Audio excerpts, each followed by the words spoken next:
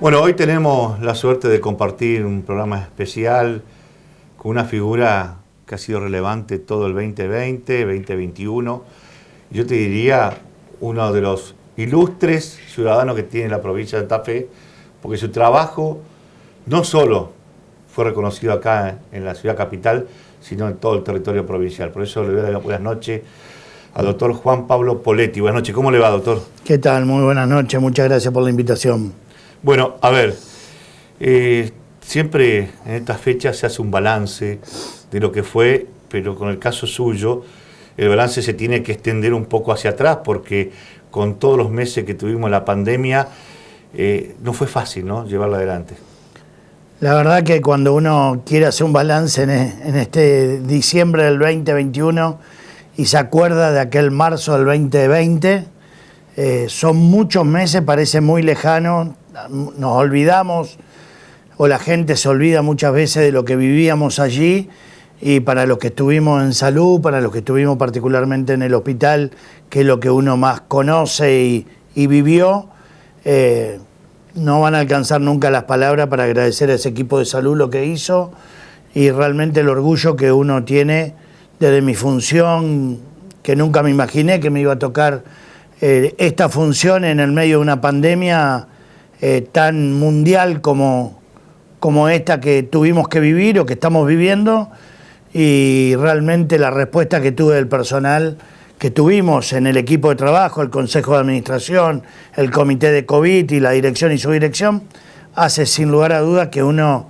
en el balance lo único que tenga para decir es gracias. Bueno, pero a ver, el caso suyo tiene una particularidad, porque usted venía con la gestión anterior, con el socialismo, al frente, y esto comenzó en marzo, digamos, del 2020, pocos meses después que asumieron las nuevas autoridades, la confirmación en su cargo. Eso también fue una cosa muy interesante, porque fue una continuidad de su trabajo en el CUYEN, que era un poco el lugar insignia de la salud en Santa Fe. Usted estaba, digamos, de vacaciones cuando se empezó a gestar todo esto y tuvo que enfrentar todo lo que pasó en ese marzo, y estuvo bien la medida de cerrarse rápidamente, de encerrarnos para poder rearmarse ustedes, porque lo que venía no lo conocía nadie. Yo creo que yo estaba de vacaciones segunda quincena de febrero del 2020, ya había habido una visita ministerial que la había manejado el subdirector para poder ver qué lugar, qué pieza. Estábamos destinando 2 camas para aislamiento COVID en ese momento, no se sabía mucho, y bueno, cuando volví el 28 de febrero nos pusimos a trabajar, formamos el comité de COVID, y justo en ese momento, cambia el ministro Parola por la doctora Martorano, creo que fue a los pocos días de marzo, no recuerdo bien, pero bueno, yo había presentado, como siempre cuando termino una gestión, la renuncia el 10 de diciembre del 2019, luego el doctor Parola habló para que continúe, y la verdad que yo amo el hospital, amo lo que hago, y bueno, me ofrecieron seguir y continuamos. A partir de ahí, sí se empezó a armar una logística interna dentro del hospital que nunca se había armado, que era tener que convivir, o esto de armar 2 hospitales en uno. Sin lugar a dudas fue el desafío más difícil, por eso, porque todavía no estábamos cerrados y seguían los heridos, los accidentados, y a su vez teníamos que ir armando y preparándonos para el COVID. Yo creo que lo conté en algún momento, alguna nota, que hay cosas que la gente no sabe, y cuando se quejaba de que por qué lo teníamos encerrado y por qué tanto se tenía que preparar un hospital que está abierto, pero había detalles que uno después se vio lo importante que eran. Por ejemplo, el hospital en donde había destinado a internar los COVID, no teníamos timbre. Y la gente iba a estar aislada, porque justamente la clave del tratamiento era el aislamiento. Tenía que estar encerrado en su pieza y no salir ese paciente. Tenía que tener habitación con baño, no podía compartir el baño. Y cómo si un paciente que quería o estaba descompuesto, volaba de fiebre, llamarla a la enfermera para decirle lo que le aquejaba. Y nos dimos cuenta y tuvimos que salir entre un sábado y un domingo, gracias a una empresa de electricidad cerca del hospital, que el dueño me comuniqué yo personalmente, me abrió las puertas un domingo nos dio todos los elementos de electricidad que teníamos, sin gestión, sin nada. Después se hizo la gestión de compra y casi 6, 7 electricistas del hospital cablearon y pusieron las luces para que suene el timbre en el office de enfermería y se prenda una luz cuando un paciente necesitaba. Algo que parece muy normal, el hospital no contaba con eso y a partir de ahí era un montón de cosas. Cómo entrábamos la comida, cómo iba a entrar el personal de Aliar, que no es personal del hospital, es tercerizado, a la habitación. Tuvimos que capacitar cómo se vestía, tuvimos que capacitar todo el personal de electricidad, de mantenimiento, porque se iba a romper una cama, había que entrar a arreglarla, se iba a romper un foquito de luz, había que cambiar todo eso, había que estar vestido para COVID. Es más, en uno de los primeros momentos en marzo de calor, se nos rompe el aire acondicionado, la gente de refrigeración tuvo que vestirse con mameluco completo, enseñarla a vestirse y de vestirse. Bueno. Pero aparte, yo quiero que le cuente a la gente, cuando empiezan a caer los primeros casos de COVID, el temor en la gente. Sí, y lo que tuvo que hacer él para poder decirle, pará, si estoy yo... Fue un sábado a la tarde, 5 de la tarde, y que la ministra me llama que mandaban el primer paciente COVID, una viajera de Brasil, que vivía a 5 cuadras del hospital y que estaba el servicio de emergencia 107 y tenía para el servicio de emergencia criterio de internación.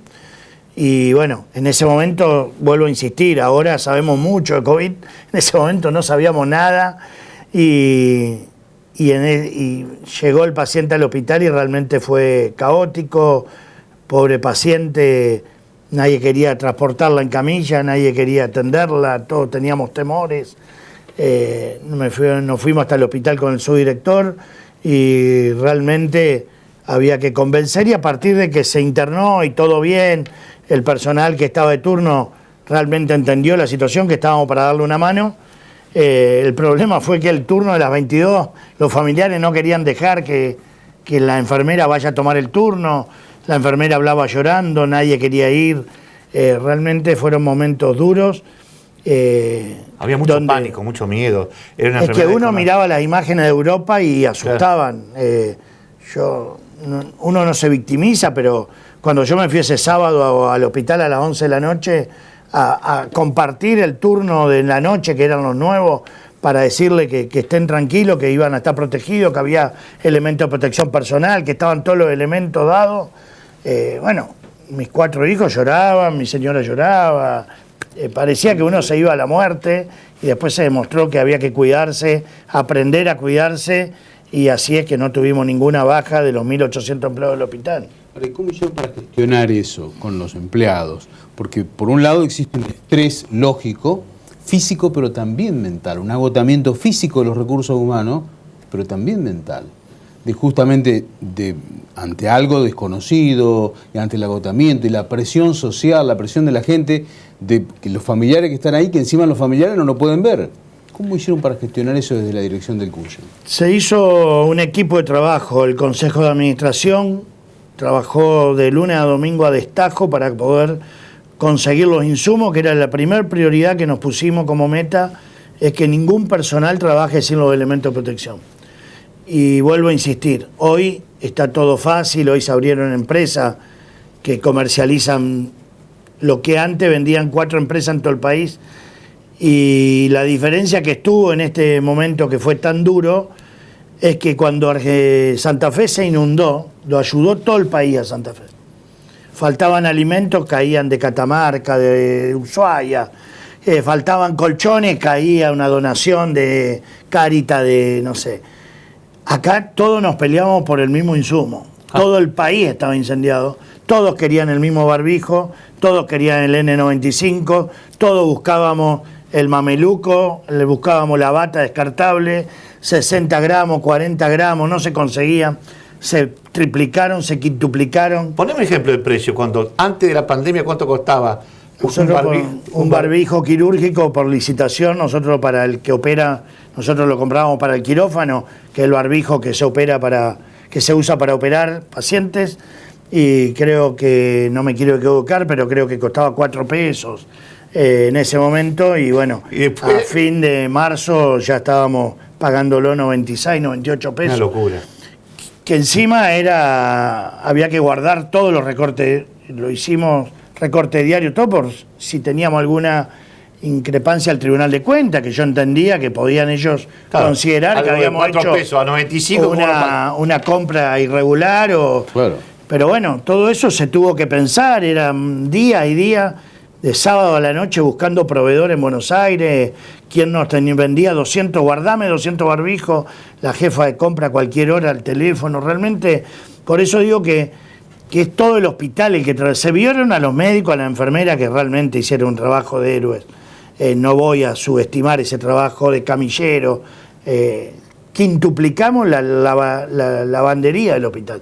O el hospital le lavó los mamelucos al 107, a los hisopadores del Semafé. Todo eso vino a lavarse al hospital, que son los mamelucos que se tenían que reesterilizar y que se reutilizaban. Y bueno, y el personal de lavadero nunca se reforzó porque había que reforzar en las áreas, reforzamos cuando abrimos la carpa militar con más enfermeras, reforzamos la guardia, reforzamos una ambulancia que tuvimos 24 horas para poder trasladar pacientes, porque también nos encontramos en un cuello de botella que había pacientes con obra social, no COVID, y que no tenían lugar en el hospital, porque nosotros teníamos todo el hospital para COVID, entonces ese paciente había que trasladarlo al medio privado. No podíamos utilizar el servicio de ambulancia que estaba hisopando a domicilio, entonces pusimos una ambulancia 24 horas al día al hospital para nosotros ocuparnos de todo nuestro traslado, que nos vaciaran camas, todos los detalles. La verdad que este comité que yo dije, el consejo, más el comité de COVID, que lo formaban 12, 13 personas, que nos juntamos de lunes a domingo a las 9 de la mañana y se charlaban todas estas decisiones, qué sala se abría, qué sala se bloqueaba. Hubo que pensar en un quirófano y una maternidad COVID, que hoy nos parece lógico, y en aquel momento dijimos, ¿cómo? Y sí, teníamos que tener 2 salas de partos, para si había una parturienta COVID, no podía parir en el mismo lugar donde iba a parir después y nacer un chico no COVID. Entonces tuvimos que cerrar el quirófano de cirugía plástica, que tiene un quirofanito propio para lesiones de piel y todo lo que ellos hacen en su trabajo diario, y se lo tomó, y esa fue la sala de parto de COVID, con internación de 4 pacientes COVID en esa sala, embarazadas COVID únicamente, un OFI de enfermería propio. Bueno, todo eso se tuvo que armar, colocar Durlock, dividir con el sector no COVID. Tuvimos que hacer 2 hospitales en uno, y bueno, por suerte para que salió bien. Tome la dimensión. ¿Te acordás de la cifra que compraba de barbijo, elemento o kit antes de la pandemia, y cuánto te estabas comprando en el peor momento? Creo que en la licitación más grande eran 200.000 barbijos para quirófano, para la cantidad de cirugías nuestras anuales, que era una licitación semestral, y en lo que llevábamos hasta que sacamos la cuenta en junio del 2021, desde marzo del 2020 a junio, llevábamos consumido 1.400.000 barbijos. Es decir, hubo que hacer y bueno, vuelvo a insistir, que oficina de compra no se reforzó. Era el mismo recurso humano que tuvo que hacer 10 veces más gestiones para poder conseguir. Estoy dando un ejemplo, pero con eso N95, bata, mameluco, botas, cofia, el personal realmente tuvo elementos de protección hasta junio del 2021, que el Ministerio realmente, en una decisión muy acertada, empezó a centralizar la compra, y entonces las compras se hacían centralizadas del Ministerio de Salud y se alojaban en la redonda, y los hospitales le íbamos pidiendo al Ministerio a medida de que nos íbamos quedando sin insumos, y se hacía una reposición, y eso fue realmente ordenado y fue muy importante para el hospital saber que había una compra hecha grande a nivel ministerial, y entonces uno con la jefa de farmacia articulaba en dónde nos íbamos quedando cortos, y así se iban haciendo las reposiciones. ¿Tuviste COVID? No. Eso demuestra que cuando uno se cuida, porque estaba en el centro de la mayor cantidad de COVID que había. Me cuidé mucho, tenía mucho miedo por mi sobrepeso, y soy hipertenso, y realmente le tenía mucho respeto a esta enfermedad. Le tuve, antes de la vacuna, tuve mucho miedo en las primeras veces que me tocaba entrar al área COVID porque se había roto algo o teníamos que ir a dialogar con las enfermeras o íbamos a visitar a algún conocido que estuvimos todos internados en el hospital. Tenía mucho temor, me cuidaba mucho y bueno, en dirección todas las reuniones eran por Meet, eran por el sistema informático y tratábamos de evitar las aglomeraciones, pero sí, el hospital se caminaba igual porque era la forma de poder manejarlo. Cuando había que ir al área COVID, tuvimos que hacer un departamento médico en el área COVID para que hacíamos guardia 24 horas, había que dormir, descansar, la enfermera también lo mismo, después nos quedamos cortos con el lugar donde habíamos dicho observación, tuvimos que movilizar, bueno, esto la gente no lo sabe, pero se movilizaron en total, colaboraron 18 servicios que dejaron su lugar para que lo utilizara alguien relacionado al COVID. Servicio social, nutrición, neumonología, vacunación, laboratorio, no me quiero olvidar, pero todo eso dejaron su lugar, que era como ir todos los días a trabajar y un día te encontrás que alguien te pidió que dejé el escritorio y te tenés que ir a un subsuelo. Claro, y se fueron a un subsuelo y todo eso es gracias a que la gente entendió que había que trabajar en equipo. Creo que eso es lo que más me queda del COVID, cómo se trabajó en equipo en el hospital, que creo que puede ser replicado a cualquier hospital de la provincia. Yo no me refiero al Cuyen porque es lo que uno conoce, pero sé que en el Iturraspe Viejo, lo que trabajamos en red con esos dos hospitales y luego en la segunda ola con el privado también, para que ningún ciudadano santafesino haya tenido que quedarse sin respirador si lo necesitaba. Ahora, ¿cuál fue el impacto en el personal sanitario cuando se conoce que hay vacuna? Y encima después que llega la vacuna a la Argentina y que en el caso del personal sanitario fueron los primeros que se vacunaron. ¿Cómo lo recibieron? Porque yo me acuerdo fue un 50 también... y 50 y un 50 que estábamos realmente esperanzados, felices y lo tomamos como un día histórico. Y había otro personal que todavía estaba reacio, hubo mucho, me parece, movimiento mediático acerca de la primera vacuna que creó algo de inseguridad y terminó siendo la más eficaz de todas. Entonces, creo que después la gente se dio cuenta que era lo único que teníamos. Creo que es lo único que tenemos hoy para el COVID, salvo la protección personal. Cuando nos vestimos para tratar un COVID, hoy para no agravar nuestro cuadro y no terminar en terapia, hoy lo único que tenemos es el esquema completo de vacuna y está cada vez demostrándose más con este brote que hay ahora, que los no vacunados son los que se internan y los vacunados lo pasan en su casa aislado. Es un trastorno, a nadie le gusta estar aislado, son 10 días, 7 días que uno se queda aislado de todo en esta época de fiesta, pero peor es el no vacunado porque se la termina internado y en terapia. Ahora, de todo este tiempo, ¿cuándo fue el día crucial que vos te llenó, que te quedaste sin cama, que no sabía y que vos decías que si llega a haber un repuntecito más, no sé cómo lo voy a solucionar? ¿Hubo un día clave que vos dijiste, este es el peor día que me tocó vivir?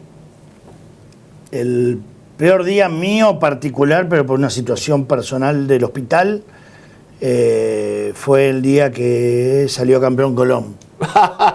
Pero no, claro. no. Sí, no, yo te digo porque no claro, porque sea unionista, que coincidió también.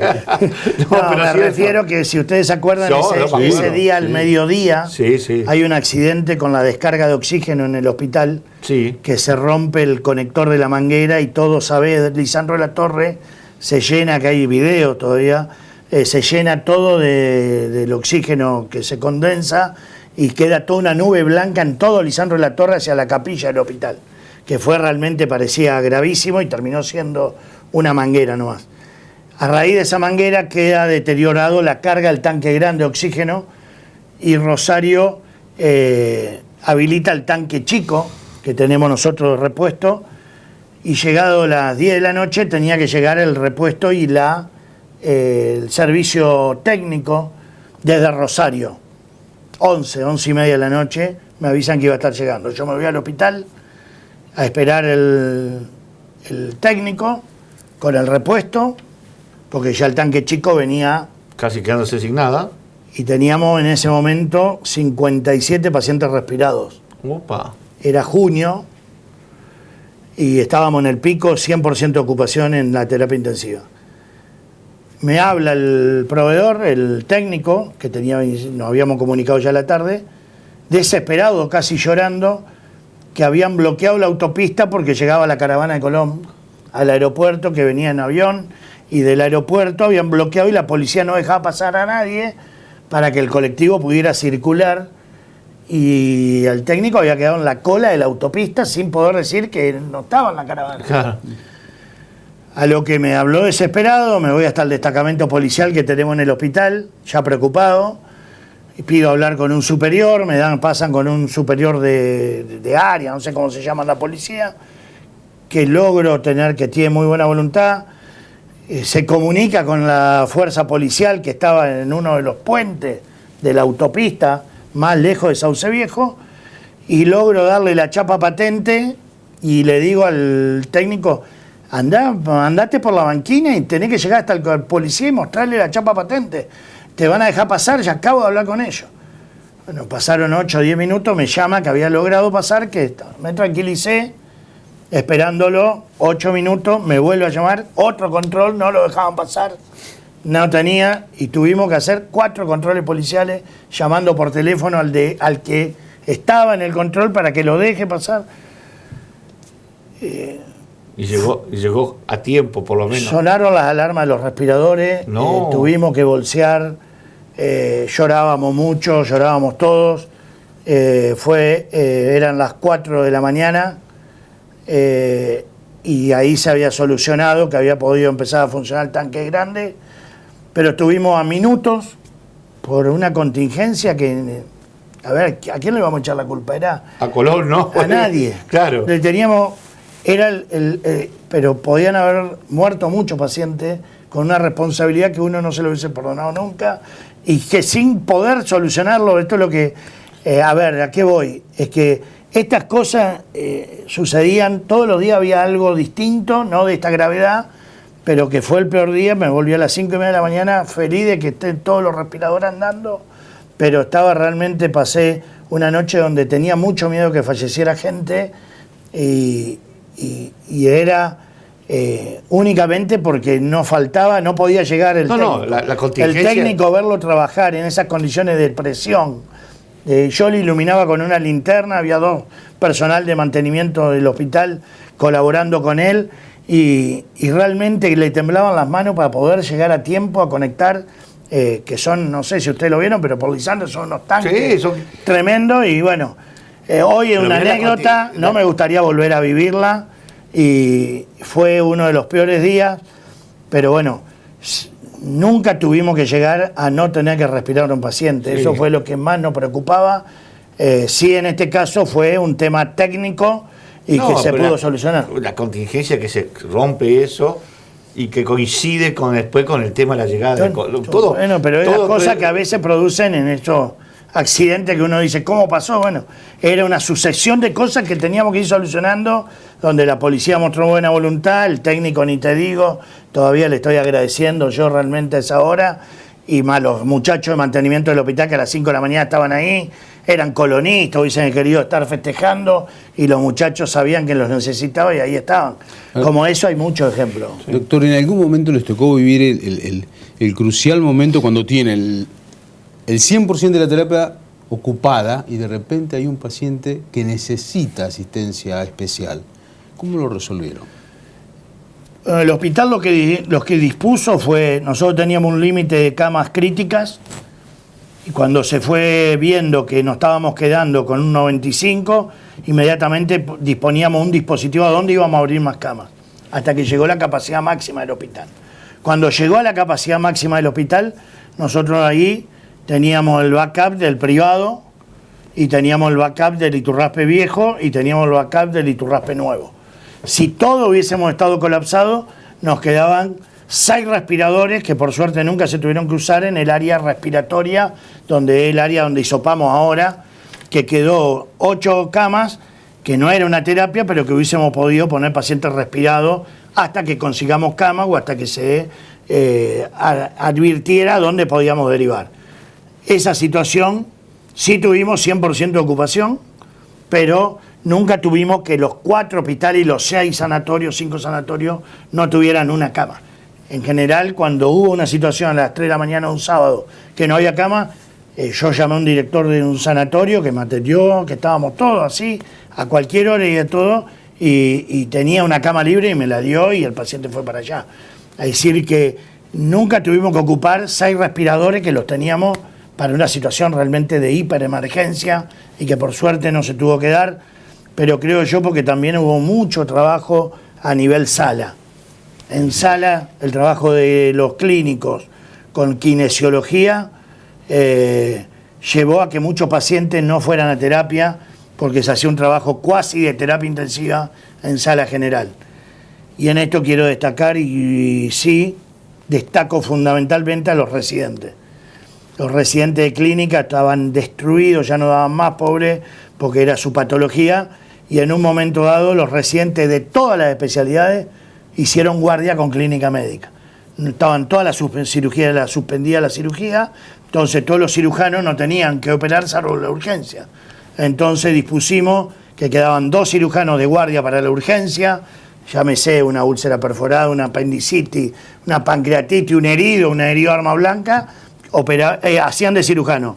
El resto de los cirujanos había 2 que quedaban de guardia con clínica y hacían de clínico junto a cardiólogos, anatomopatólogos, gineco, obstetricia. Hubo una unión de los residentes que llevó a que en un momento había 8 residentes solo de guardia en clínica porque teníamos 186 pacientes internados COVID positivos. Ahora, el tema de lo que también se vio, la falta en este tiempo de pandemia de especialistas terapistas, digamos, la terapia intensiva necesita gente formada, no se forma un día para el otro. Ese fue el gran déficit en el interior, sobre todo, cuando no alcanzaban el personal. ¿Cómo solucionaron para tener tantos terapistas, para atender tantos casos acá en la capital? Allá todavía cuando no teníamos la primera ola, no nos olvidemos que Santa Fe empezó a tener, creo que la primera ola en agosto del 2020, si mal ya la fecha se me confunde, pero tuvimos casi 4 meses que no había tantos casos en Santa Fe, que era la crítica, que por qué estábamos encerrados. Bueno, hubo un equipo de terapia del Cuyen que fue a Ceres a enseñar a manejar respiradores, a enseñar a manejar un paciente crítico, a cómo se ponía una cánula de alto flujo, cómo se conectaba un respirador, cómo se sacaba un paciente del respirador. Hubo una capacitación en Ceres, hubo capacitación online por parte de terapistas con otros hospitales de segundo nivel que no tenían por ahí la experiencia en área crítica, y creo que en eso ayudó a que hoy hay terapia en algunas localidades que antes no había y que derivaban todo y que ahora pueden contener un paciente semicrítico allí con perfecta capacitación y sin necesidad de trasladarlo 400 o 300 kilómetros a Santa Fe. Doctor, ahora con la situación que se vive, hay otra vez ahí un gran nerviosismo, porque mucha gente dice, es una gripe fuerte, no pasa de eso, pero el aumento de casos tan rápido genera mucha intranquilidad. ¿Cómo lo están viviendo ustedes y cómo está el Cuyen hoy ante esta nueva ola que se está viviendo? Estamos con muchísimo trabajo en lo que es el área ambulatoria de COVID. En 5 días, no sé cuántos son los números, pero realmente aumentó la cantidad de pacientes que consultan para hisoparse o, como usted dice, con síntomas leves, pero que requieren ser diagnosticados. Entonces todo eso lleva tiempo, hisopado, cambiarse, desvestirse, volver a cambiarse para hisopar al segundo, y así uno va viendo que la positividad viene netamente en aumento, no así la internación. Lo que a nosotros nos preocupa, nos tiene ocupados, es si uno tiene 100 pacientes positivos y de eso el 2% se va a internar, son de 100 van a internarse 2. Cuando en lugar de 100 hay 10.000 y seguimos con el 2%, ya la cantidad de internados va a ser distinta, y ahí es donde hay que disponer esta posibilidad en un virus que ataca y contagia tanto, cuando empieza a tomar los pacientes vulnerables, inmunodeprimidos, oncológicos o aún vacunados que puedan tener alguna defensa disminuida que lo pueda llevar a una internación por sus comorbilidades. Y por otro lado, ese porcentaje que tenemos hoy de pacientes no vacunados, de ciudadanos no vacunados. No son pacientes, son ciudadanos que no quisieron vacunarse, no pudieron vacunarse. Ese porcentaje, si llega a hacer esto, que el virus contagia, en algún momento van a tener algún familiar, van a hacer contacto estrecho, esperemos que no, pero pueden contagiarse. Ahí sí vamos a volver a ver neumonía, vamos a volver a ver un virus que ataque el estado general y que requiere internación. Esto es lo que hay que tener preparado. Bueno, el hospital por ahora sigue derivando al Iturraspe Viejo para la internación. Hemos sí dispuesto una sola sala para sospechosos, que son pacientes que requieren quedarse en el hospital, pero que hicieron fiebre, están con síntomas respiratorios. Ese paciente va aislado, porque lo peor que podemos hacer es relajarnos y que ese paciente termine siendo positivo y esté en un pabellón de sala 6, claro, y nos contagie todo el resto del hospital. Entonces, estos cuidados, se ha dispuesto esta sala de aislamiento para poner los sospechosos hasta que los test rápidos o el PCR nos den negativo. ¿Se va a tomar vacaciones este año? Porque la verdad, bueno, todos soñamos, llegamos ahora y dijimos, bueno, ya pasó lo peor. ¿Por qué tantos casos ahora en verano si esto era de invierno?